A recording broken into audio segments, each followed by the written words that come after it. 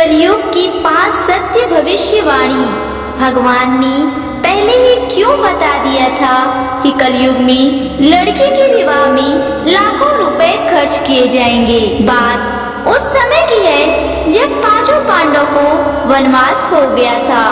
वनवास जाने से पहले पांडव ने भगवान श्री कृष्ण से पूछा, हे श्री कृष्ण, अभी यह द्वापर युग का अंतकाल चल रहा है, आप हमें बताएं कि आने वाले कलयुग की गति क्या और कैसे होगी। तब भगवान श्री कृष्ण कहते हैं कि मैं तुम्हें इसका सीधा सा उत्तर तो नहीं दे सकता, लेकिन इतना कहूँगा कि तुम पांचों भाई वन में जाओ और वन में जो कुछ भी तुम्हें दिखे मुझे आकर बताओ, फिर मैं तुम्हें उसका कलयुग में प्रभाव बताऊंगा। इसके बाद पांचों भाई वन में चले गए। फिर उन्होंने वन में जो देखा वह देखकर आश्चर्यचकित रह गए। आखिर उन्होंने वन में ऐसा क्या देखा और फिर भगवान श्री कृष्ण ने उन्हें क्या जवाब दिया, आइए जानते हैं। भगवान द्वारा कहे गए कलयुग की 5 सत्य भविष्यवाणी को भगवान श्री कृष्ण के कहे अनुसार पांचों भाई अलग अलग दिशाओं में वन की ओर निकल गए। युधिष्ठिर एक दिशा में भ्रमण पर थे। उन्होंने एक जगह पर देखा कि एक हाथी के 2 सूंड थे। यह देखकर युधिष्ठिर के आश्चर्य का ठिकाना नहीं रहा। वहीं अर्जुन दूसरी दिशा में भ्रमण पर थे। कुछ दूर जंगल में जाने पर उन्होंने जो देखा उसे देखकर वह भी आश्चर्यचकित रह गए। वहाँ पर उन्होंने देखा कि कोई पक्षी है जिसके पंखों के ऊपर वेदों की रचनाएं की हुई है और वह पक्षी मुर्दे का मांस खा रहा है। यह दृश्य देख अर्जुन कुछ समझ नहीं पाए। दोनों भाइयों की तरह भीम भी भ्रमण पर थे। उन्होंने जो देखा वह भी आश्चर्यचकित रह गए।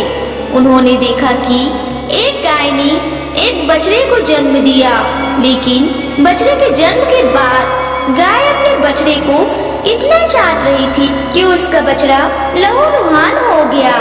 सहदेव की एक जगह पर 6 से 7 कुएं थे जिसमें पानी है और बीच में एक कुआं खाली है। बीच का कुआं काफी गहरा होते हुए भी उसमें पानी नहीं है। सहदेव को घोर आश्चर्य हुआ और वह सोच में पड़ गई कि ऐसे कैसे हो सकता है। नकुल भी भ्रमण में थे और उन्होंने भी एक आश्चर्यजनक घटना देखी कि एक पहाड़ के ऊपर से एक बड़ी सी चट्टान लुढ़कते हुए नीचे आ रही है। वह चट्टान कितने ही वृक्षों से टकराकर उन वृक्षों को नीचे गिराते हुए आगे बढ़ रही है, लेकिन विशालकाय वृक्ष उस चट्टान को रोक न सके। इसके अलावा वह चट्टान और न जाने कितनी ही अन्य चट्टानों के साथ भी टकराती है, फिर भी दूसरी चट्टान भी उस चट्टान को रोक ना पाए। अंत में वह चट्टान एक अत्यंत छोटे से पौधे से टकराकर अर्थात उस छोटे से पौधे का स्पर्श पाते ही ठहर जाती है। इसके बाद पांचों भाई एक जगह एकत्रित हुए और शाम को भगवान श्री कृष्ण के पास जाकर उन्होंने अपने अनुभव श्री कृष्ण जी को सुनाए। सबसे पहले युधिष्ठिर ने कहा, मैंने तो पहली बार 2 सूंड वाला हाथी देखा। यह मेरे लिए तो बहुत ही आश्चर्यजनक था। तब भगवान श्री कृष्ण कहते हैं कि प्रिय पांडव, अब तुम कल की काल श्री विष्णु कल की अवतार लेंगे। कल की काल बातें सुनो। तब भगवान श्री कृष्ण ने कहा कि कलयुग में ऐसे लोगों का राज्य होगा जो दोनों ओर से शोषण करेंगे, बोलेंगे कुछ और, करेंगे कुछ और, मन में कुछ और होगा कुछ और, कर्म कुछ और होंगे। ऐसे ही लोगों का कलयुग में राज होगा। पांडव, तुम कलयुग आने से पहले तक राज्य कर लो। युधिष्ठिर के बाद अर्जुन ने कहा, मैंने जो देखा वह तो कई ज्यादा आश्चर्यजनक था। मैंने देखा कि एक पक्षी के पंखों पर वेदों की रचनाएं लिखी हुई है।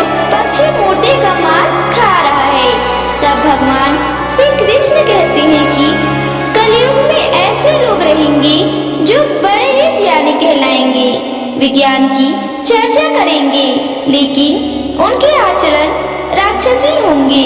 वह बड़े पंडित और विद्वान कहलाएंगे, किंतु यह देखते रहेंगे कि कौन सा मनुष्य कब मरे, कब हमारे सभी रिश्ते नाते मरे और हमारे नाम से संपत्ति हो जाए।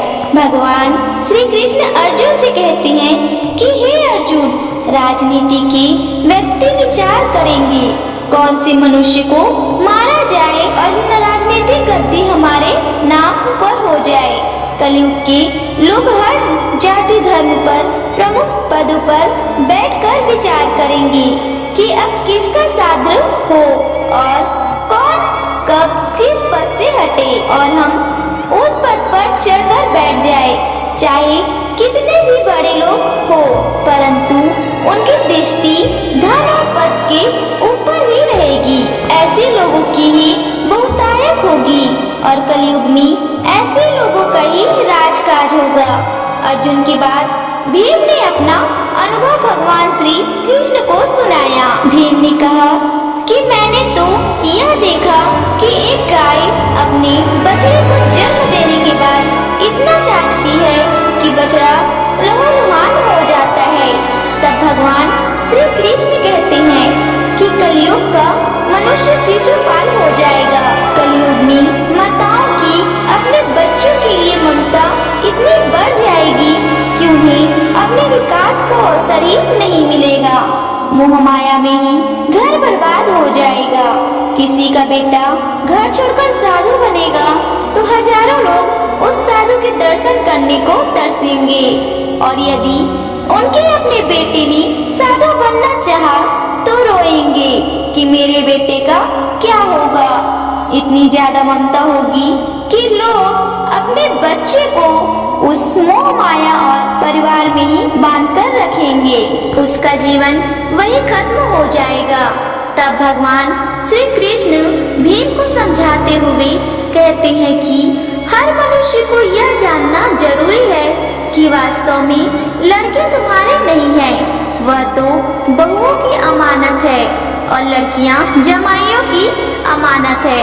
तुम्हारा यह शरीर मृत्यु की अमानत है और तुम्हारी आत्मा परमात्मा की अमानत है।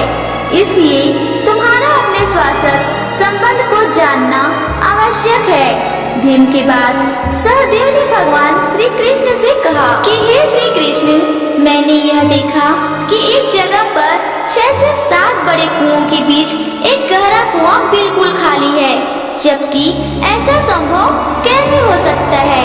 तब भगवान श्री कृष्ण सहदेव को जवाब में कहते हैं कि कलयुग में लोग लड़की के विवाह में, मकान के उत्सव में और छोटे बड़े उत्सव में तो लाखों रुपए खर्च कर देंगे, परंतु पड़ोस में ही यदि कोई भूखा प्यासा मर रहा होगा तो यह नहीं देखेंगे कि उसका पेट भरा है या नहीं। उनका अपना ही सगा भूख से मर जाएगा। परेशानी में अपने सगे रिश्ते नातों का साथ नहीं देंगे, उसे ऐसे ही परेशान देखते रहेंगे और दूसरी ओर खुद मौज मंदिरा, मांस भक्षण, सुंदरता और जश्न में धन उड़ाएंगे, किंतु किसी के 2 आंसू पोंछने में उनकी रुचि ना होगी। कहने का तात्पर्य यह है कि कलयुग में अन्न के भंडार होंगे, लेकिन लोग भूख से मरेंगे। सामने बंगले में ऐसे आराम से चल रहे होंगे, लेकिन पास की झोपड़ी में आदमी भूख से मर जाएगा।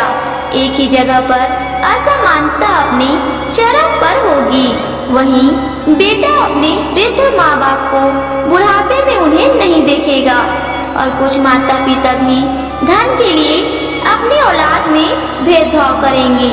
सहदेव के बाद नकुल ने भगवान श्री कृष्ण को बताया कि एक बड़ी सी चट्टान पहाड़ पर से लुढ़की, लेकिन बिच्छू के तने और दूसरी चट्टाने भी उस बड़ी चट्टाने को ना रोक पाए, किंतु एक छोटे से पौधे के स्पर्श में आते ही वह बड़ी चट्टान रुक गई। यह बहुत ही आश्चर्यजनक था। नकुल ने भगवान श्री कृष्ण से कहा कि हे श्री कृष्ण,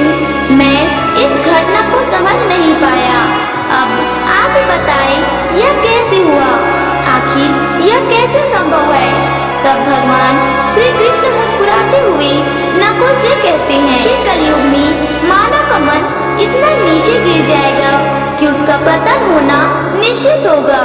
उसका यह जीवन धर्म की शिलाओं से नहीं रुकेगा, नहीं सत्ता के विछोड़ से रुकेगा। जब मनुष्य अपने जीवन के आखिरी पड़ाव में होगा, तब उसे परमात्मा रूपी अंतर ध्यान होगा कि उसका पूरा जीवन तो व्यर्थ की चीजों की चिंता करने में ही निकला। असली मुक्ति तो हरि नाम में है। हरि नाम के एक छोटे से पौधे से ही, हरि नाम के जपने से ही मनुष्य जीवन के समस्त पापों का निवारण होगा और हरि नाम ही मोक्ष का द्वार होगा। भक्तों, भगवान में आस्था रखें। मनुष्य का पूरा जीवन एक माया जाल है।